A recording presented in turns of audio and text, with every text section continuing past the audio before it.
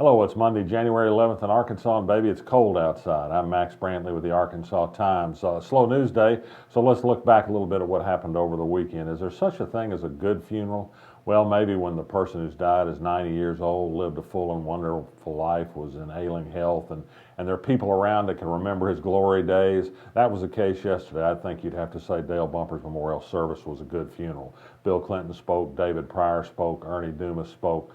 All knew Dale Bumpers for almost a half a century and had a lot of good stories to tell. It was a remarkable assembly of a very good time when populist Democrats ruled Arkansas. Much different today. Well, 40 years from now, will we look back at giants like Asa Hutchinson and John Bozeman and Tom Cotton? I'll let you decide.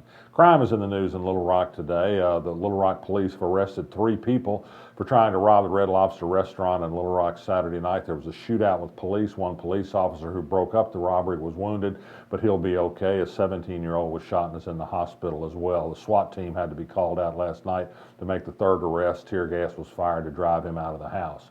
Jacksonville police were bringing a young woman from Sherwood into the jail early this morning when the police officer stopped to prevent what appeared to be a suicide jumper on the Interstate 430 bridge.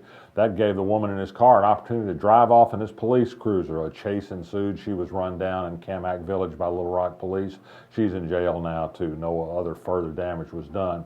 A plea bargain was entered, we learned last week, in Malvern in Hot Springs Circuit Court in the case of a man who broke into a Malvern home, killed one person, shot another in front of 3 children.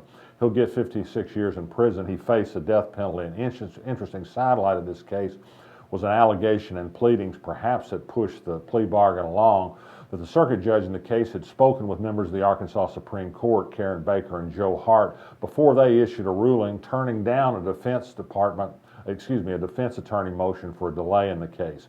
That could have been a big issue had this gone on to the death penalty phase, but it did not. I refer you again to the Arkansas blog, the invaluable Arkansas blog, where David Ramsey has written at great length and very importantly on Asa Hutchinson's Asacare plan to continue the private option Medicaid expansion under Obamacare, perhaps with some new requirements.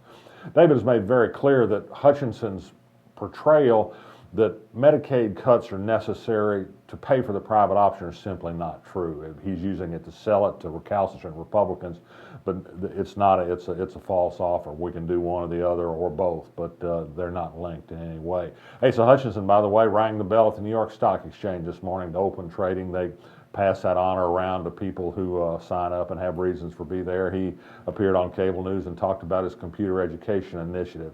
The City Board of Directors of Little Rock will vote tomorrow night, perhaps, or at least they will talk about whether they're going to get into the Interstate 30 widening project. Will the City Fathers of Little Rock finally stand up and say a 10-lane freeway in downtown Little Rock is bad for the city, or will they continue to roll over to the Chamber of Commerce, which tends to serve the suburban interest of Central Arkansas more than the city of Little Rock, and say, sure, any highway building is okay with us? And finally, feeling lucky, the Powerball is up to $1.4 billion.